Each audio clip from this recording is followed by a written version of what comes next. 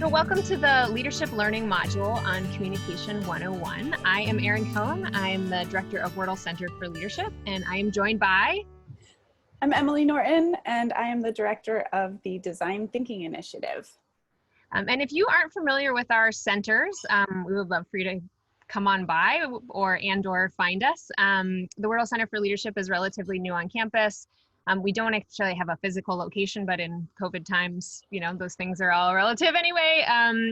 But our center is really dedicated to working on all things leadership development on campus. And that includes creating these learning modules in partnership with other centers. And so it's been really exciting to be able to have sort of some guest facilitators. And it was really great to be able to reach out to Emily as the Design Thinking Initiative Director to partner with me on the module on Communication 101. Is there anything you want to say, Emily, quickly just about the Design Thinking Initiative as a space or place on campus? Sure. Yeah, our goal is to integrate design and making into the Smith experience. So we do that in a couple ways. We offer some courses that introduce students to human-centered design. And we are also a space for making, and we try and provide the kind of lowest barrier of entry to making on campus. So if anyone's interested in any of those things, please reach out. Great. So we thought that Emily would be a perfect person to partner on Communication 101 because design thinking, as you may or may not know, is really based in communication and connection. And so as far as leadership skills go, communication is sort of the baseline, a really important thing to be working on. Particularly as you begin your year as a leader, but to be something to be thinking about throughout the entire year. So without further ado, I think we're going to launch right into a slide deck that we have that's going to help us talk through some different elements of communication and give you some food for thought about that. All right, so Communication 101, this is really for student leaders, but it's also for anyone wanting to be a better collaborator. You know, communication is really at the center of collaboration, and collaboration is at the center of leadership. So we're going to begin thinking about why this matters. So communication really matters because it's at the center of collaborative leadership. And the Wordle Center has been really focusing on kind of problematizing and questioning traditional models of leadership. And those models emphasize the need for leaders to have vision, right? To set the agenda, to be the one in charge, to have all the answers. And we're trying to help students reimagine leadership as something that's much more collaborative, which really requires the ability to communicate well with others and seek other people's perspectives, to be empathic as we try to navigate messy human relationships. And so if you're that sort of traditional command and control kind of leader, communication becomes less important because it's sort of about it's my way or the highway. But in a collaborative space, you need to be able to, you know, really hone your communication skills because that's where those messy relationships happen. And so communication is key to that. It's also really important because even though communication seems deceptively simple, so I say a thing and then Emily, you hear it, and then I have communicated it to you, right? That feels like the way the communication works. It's actually far more multifaceted, far more complex. And I doubt anyone would argue with me on that, but I do think that sometimes we think about communication as a much simpler thing than it actually is. And it's really challenging for all of us. And it's differently challenging for different people. And so that's something to keep in mind and recognize as you are working as a student leader on campus. And then finally, it's important because communication is really at the center of how we learn and grow as leaders. And that's an ongoing process. It's the case for me that I need to always be working on my communication skills. It's the way that I engage in learning and growth in my own leadership by figuring out how do I communicate with my peers, with my supervisor, with the folks that I'm charged to lead, et cetera. And we can't learn without having communication at the center of that. So this video is going to take you through different sort of elements of communication that Emily and I want to address. And the first one that we want to think about is listening. And we want to start with listening, even though it might seem counterintuitive to start with listening, because listening is actually really at the center and at the start of communication. Really strong communication starts with really great listening and is really at that foundation. So Emily's going to talk a little bit about active empathic listening. Thank you, Erin. I'm going to start try and unpack what makes for good listening and what doesn't.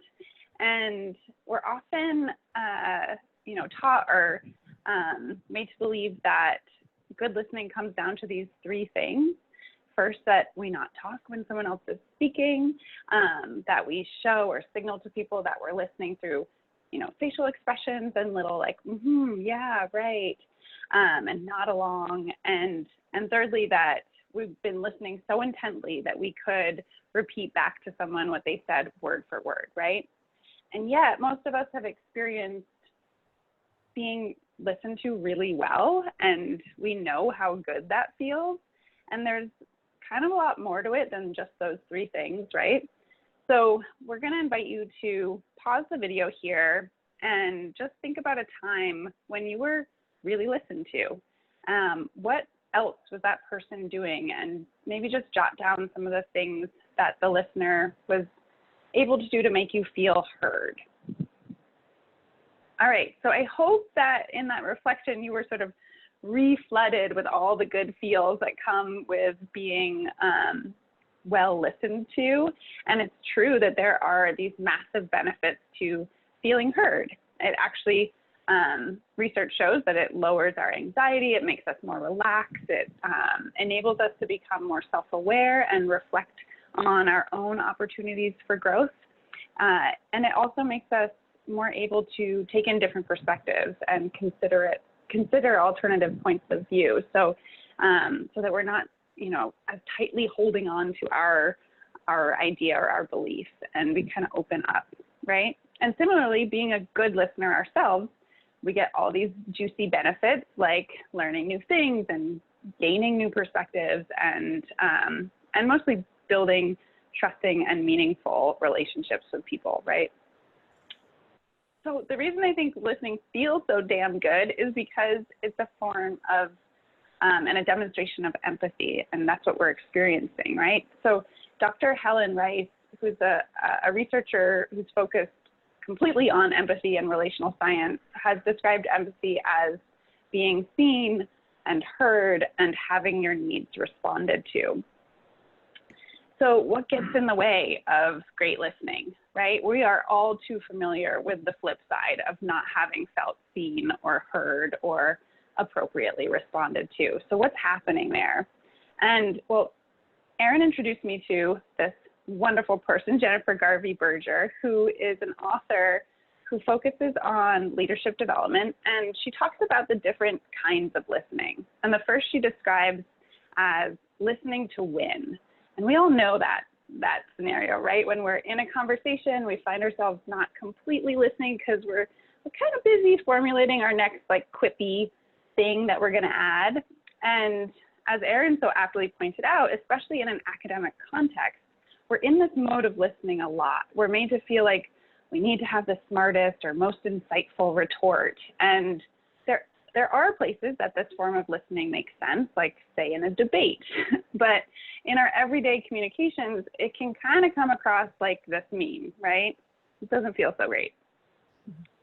And the second kind of listening that Berger describes is listening to fix. And this is the tendency to hear someone grappling with something and to immediately jump into problem solving mode, right? Like, oh, have you tried XYZ? Or you should really get more sleep, read this book, go to the gym, you know, whatever it is, are solutions that pop to mind. And just like there's a time and a place for listening to win, there's a time and a place for listening to fix, like with IT problems, even though this answer always irks me so much. But often if we jump into listening to fix mode, we can miss what's really going on with someone and what the deeper need might be. So lastly, she describes listening to learn. And this is the kind of listening that I think reaps all those benefits that we were just talking about and really builds trust and makes someone feel heard. And actually research confirms this and has shown that, you know, people who are perceived to be good listeners generally engage with us. They egg us on, right? Because they are curious and they ask us questions and they draw out more detail and they ask us to clarify or go deeper. They push us a little further. And great listeners have also been shown to make us feel safe and supported. And they do that by staying with our experience and, you know, holding back judgment, which creates this environment where we feel held and we can open up a bit more because we're kind of in it together. And then lastly, good listeners give feedback and they offer other perspectives. They start to open up another way for a person to consider an issue that they're grappling with, right? And this last point can be kind of counterintuitive because there's that fine line between offering feedback, which might cross into the listening to fix mode, right? But the kind of feedback that's offered in a listening to learn mode or situation can help us see what we're talking about in a new light. So for instance, someone might say, oh, it's so interesting, I've heard you say this, you know, X and Y, and I'm making this connection. Do you experience that connection? And the person might be like, whoa, no, but it totally makes sense. So the thing about all of this listening business is just like hula hooping, it can, we can practice it and we can hone our empathic listening skills. And of course, practicing with people is best. All right, so I'll pass it over to you, Erin.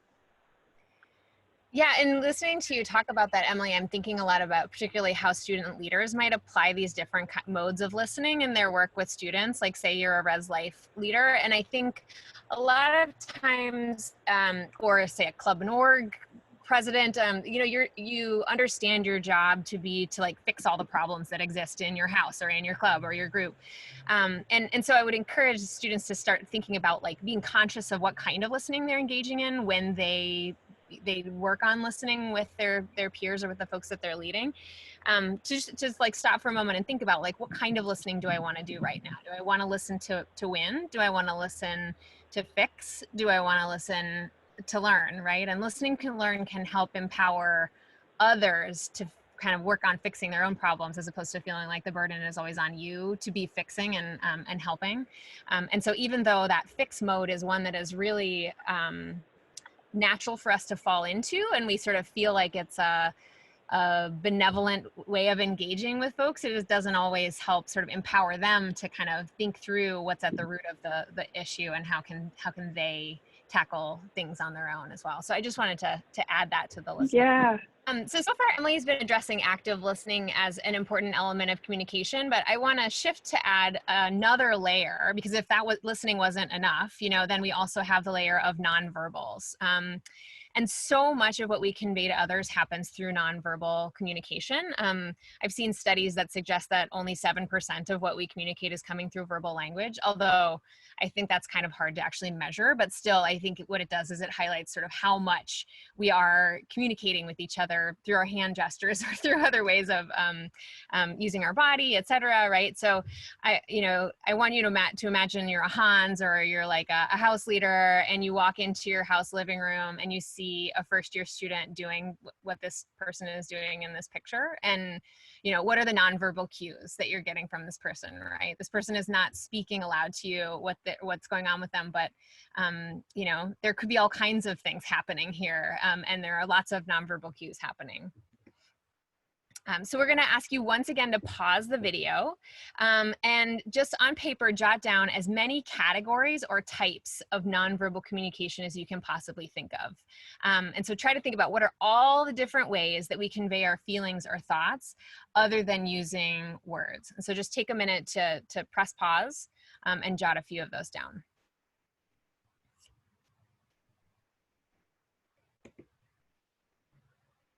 Okay, so I hope you had a chance to get some of these down, and then thought I would walk through a few and see, you know, do some of these match with the ones that you came up with, or some of them slightly different.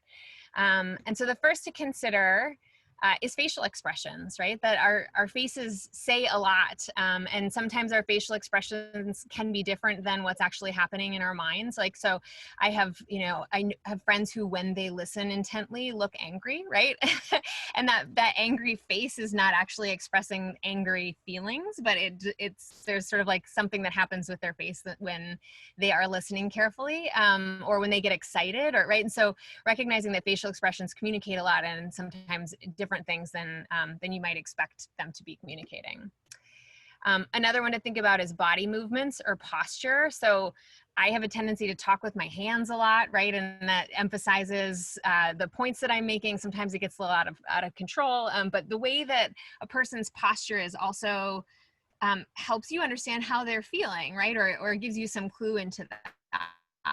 And closed off body posture might be telling you, okay, I may be pushing too far with this person, or I'm asking them to engage in a conversation that they're not comfortable with, right? So paying attention to body posture is important. Another is gestures, right? Like I mentioned with, hand gestures or other forms of gesturing. You might think about silence as a form of nonverbal communication. It's the sort of absence of speech, and choosing not to speak up is its own message in many ways. And so keeping an eye out for silence. Eye contact.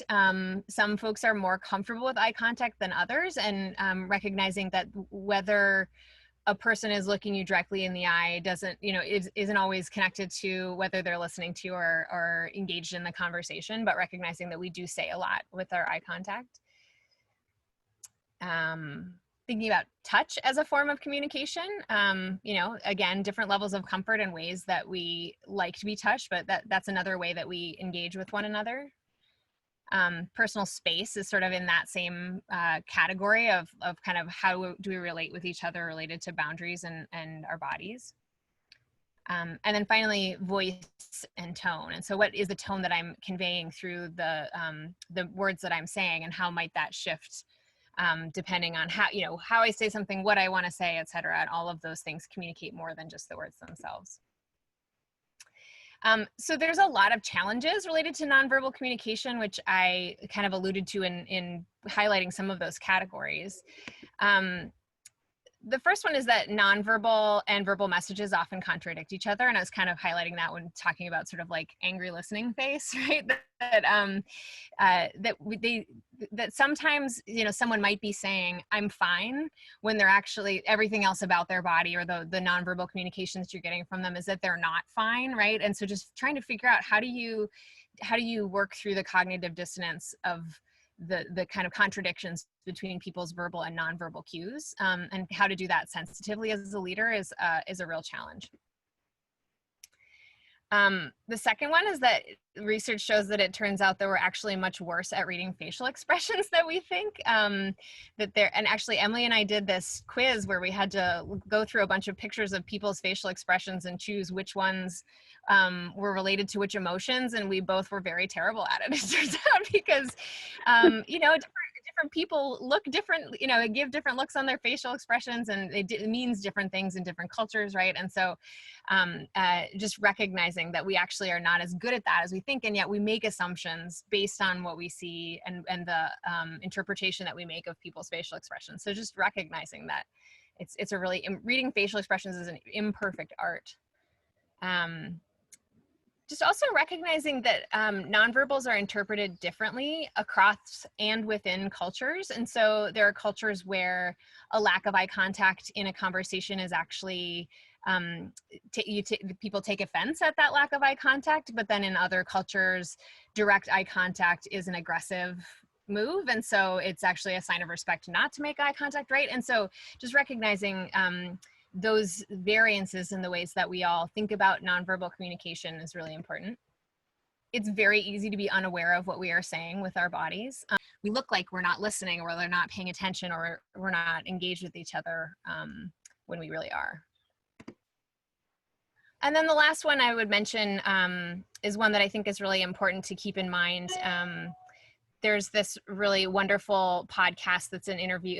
It's an episode of On Being with Resmaa Menakem, who is a therapist and a trauma specialist out of Minneapolis, and his work focuses on this sort of new science behind how we carry history and trauma in our bodies, and especially the histories and trauma of race, and recognizing that even if we aren't conscious of it, that trauma that is carried and that racial history exists within our bodies in ways that that are always present, whether we know it or not. And so I don't want to get too deep into this, but it's a really interesting thing to be thinking about, an important thing to be thinking about. And I'll share the link is here on this slide, but I'll also share it again later at the end of the slide show, or at the end of the video, in case you're interested in hearing more. It's really a really wonderful podcast. Okay, so we've been layering these different parts of communication on top of each other. We started with active empathic listening. We talked about nonverbals, and now we want to move into something that we call humble inquiry, which is really just thinking about how do you put those things together to communicate and lead from a place of humility and empathy. And so what we're going to do is we're going to model for you two different conversations. Okay, so in the first conversation, Emily is going to kind of take the lead on asking me some questions. And then in the second conversation, I'm going to take the lead on asking Emily some questions. And as we are modeling these conversations, we would love for you to just pay really close attention to all the ways that we communicate, both verbal and nonverbal. And this is really imperfect in that what we wish is that we were in the same room taking video of this conversation, because then you could see a lot more, but we're going to do our best by modeling this through a Zoom conversation. So as you're watching, just really pay close attention to the ways that we communicate with each other.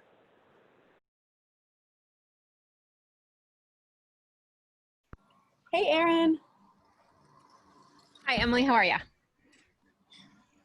Okay. It's kind of, oh, there's some guys doing some lawn work outside. Is it really noisy?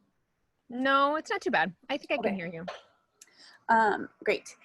Right. So I wanted to talk to you about communication, and yeah, if there's any communication recently that hasn't gone so well for you, or has been tough or clunky, or yeah, that's what I'm. You wanting me to talk to you about like clunky communication? Yeah, anytime you like a recent time that communication has been hard for you. Okay. Yeah, I mean, I guess recently I got into a bit of a conflict or a disagreement with a friend of mine around like social distancing and how to behave related to COVID stuff. And that was kind of challenging. Oh my gosh, sorry, I'm just getting a text from,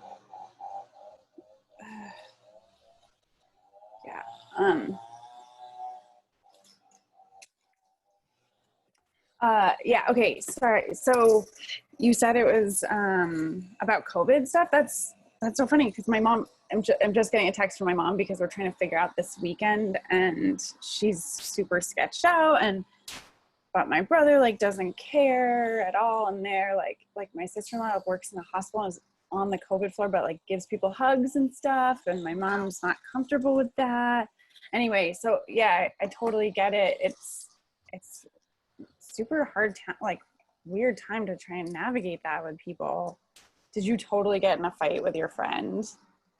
Yeah, I mean, we got into a little bit of a fight just because I, was feeling like I wasn't totally comfortable with opening up to like social distancing, like just fixing that, or, moving past it. And she was sort of treating me like I was being silly about it. And so we kind of got in an argument. Well, I mean, were you making kind of unrealistic boundaries? I don't know. I mean, I'm trying to follow the state guidelines, and I kind of feel like even though I live in Vermont and there isn't very much COVID here, like I still need to be playing by the rules. So it didn't feel like it was too much, but I don't know, maybe. Yeah.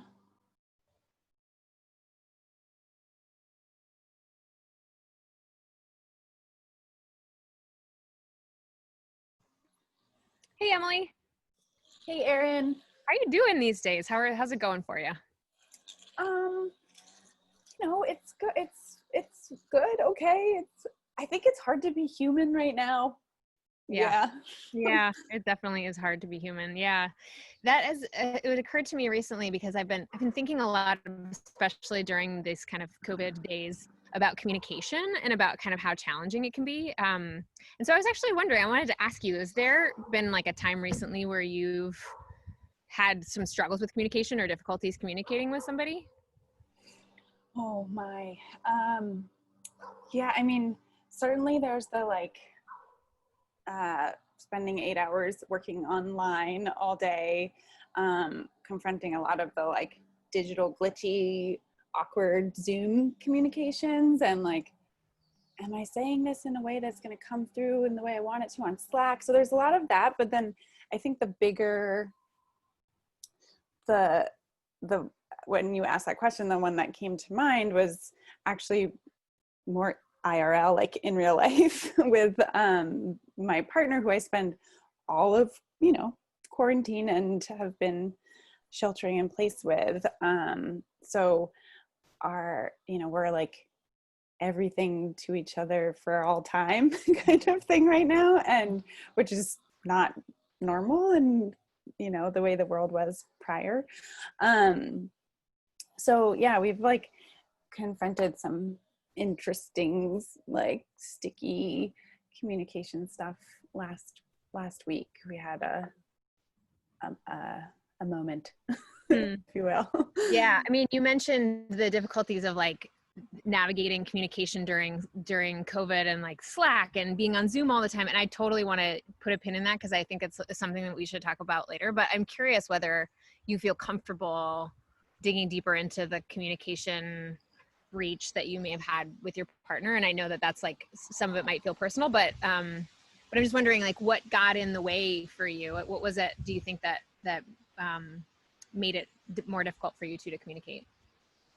Yeah, I'm happy to talk about that. It's a really good question. It's actually helpful to try and understand it by talking out loud. So I think one of the things that got in the way was I had been getting a vibe from him all day. There was this one day in particular, and I had been just sensing he was off and something was wrong, and I kept kind of being are you what's up, what's going on?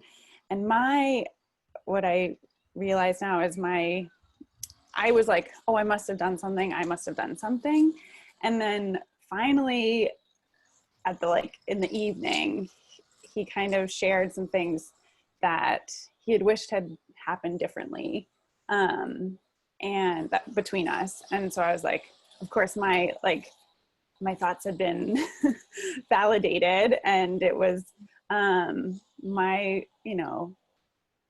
kind of made it a little bit all about me, and then was being well, we should do this, and I moved right into fix it mode, well, why don't we try this, or you need to understand this and that, and was just prescribing a lot.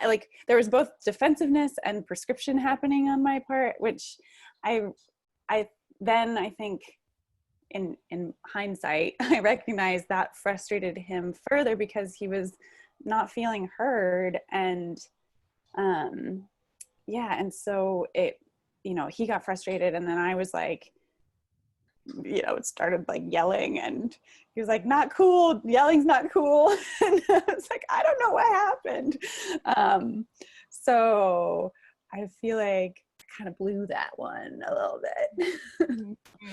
Yeah, that's really it's a struggle because you mentioned earlier that the two of you are so in close quarters all the time, right? And I'm curious whether you think there's a connection between the way that some of this bubbling up has happened for you in this particular instance and the fact that the two of you are together so much all the time. Is there a connection there, do you think? I think so. I think yeah, I think it's a good connection, certainly. Yeah, I think trying to be all things to one person all the time is really a little bit it can be straining on a relationship, and yeah, and so when we're not able, like, and what was actually going on was he was feeling a sense of loss of something he really enjoyed.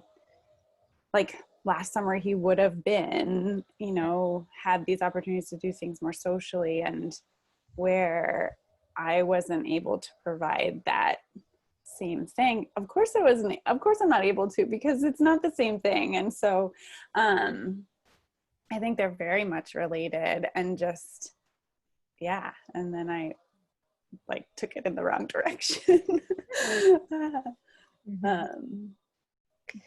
Yeah.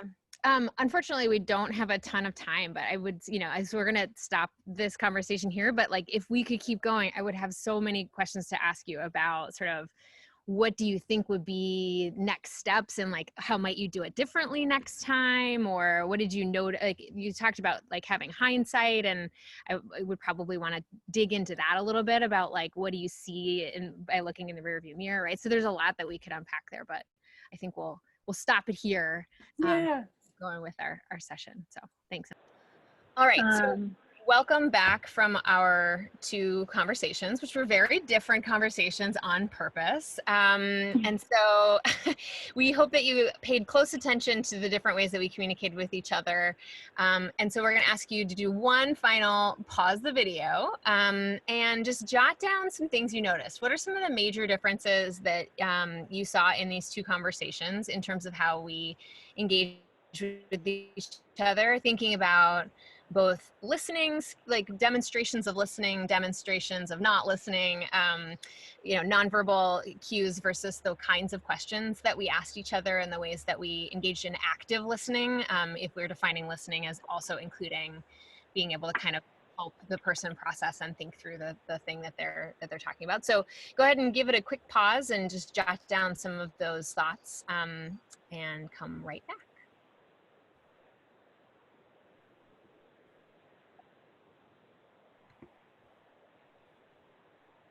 All right, welcome back. So I wish we were in a room and we could hear some of the differences that you noticed in those two, as Erin said, very different conversations.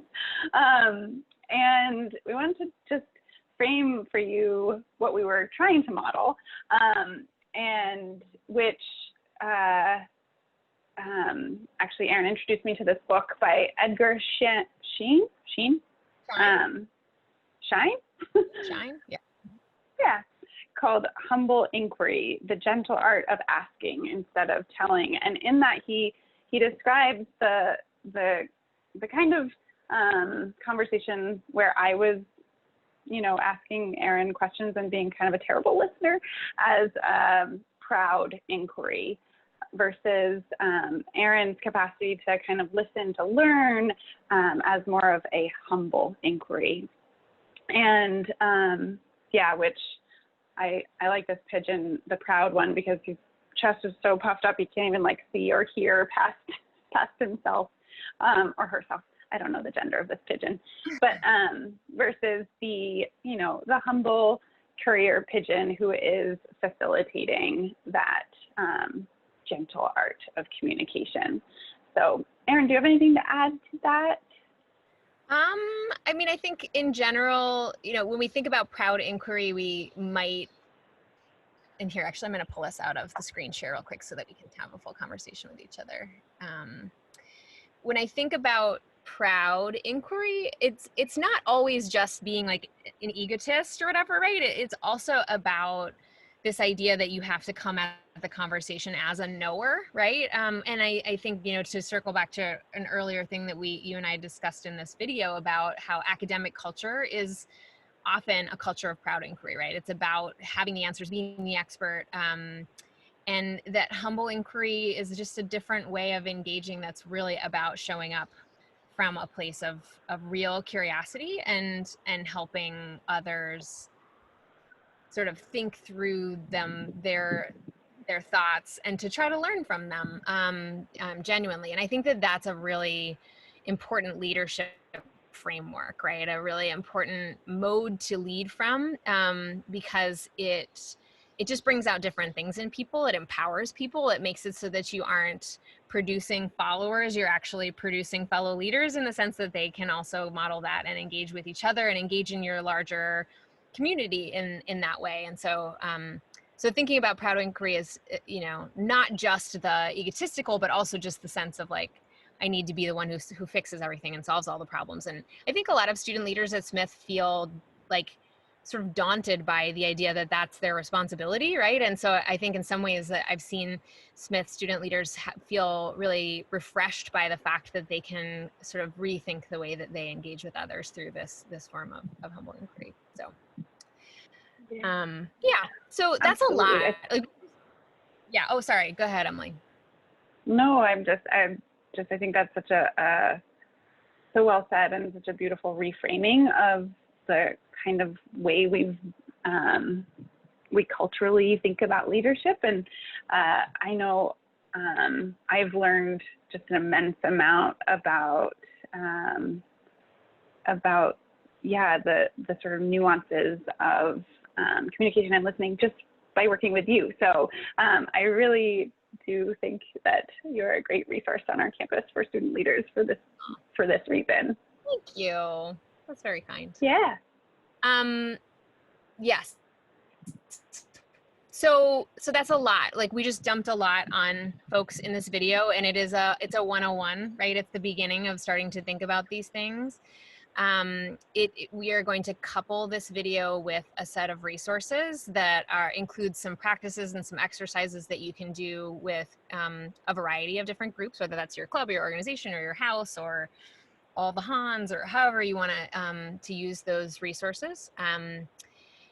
The last thing I'll say is that one of the things you may have noticed in this video is that there are moments where even Emily and I struggle with communication because we're virtual, right? And so we are heading into an academic year that's going to include a lot of Zoom conversations and communication. It's going to include a lot of communication via Slack and text and email, and just doing some thinking about how the challenges, the added layers of challenge that go along with that are going to make this even more challenging moving forward. And so know that the Wordle Center, the Design Thinking Initiative, many other centers on campus and staff members on campus are thinking about these things, working on them themselves, and also just are there as resources to help you as a student leader kind of problem solve and think through, how do I engage in strong communication in my leadership role. And this is an uncertain, very strange time to be leading on campus. And so just know that we're with you in solidarity in that, and recognizing that, you know, communication mistakes will happen and challenges will show up, and we're all gonna get through it in as human and humble a way as possible. So Yeah. Well said. Yeah. Thanks. All right, well, thank you so much for joining us for this video. Thank you, Emily, for joining me in this. I've always loved your partnership and thinking about communication, and looking forward to starting the year with you all. All right, thanks, bye. Yeah, success. Bye.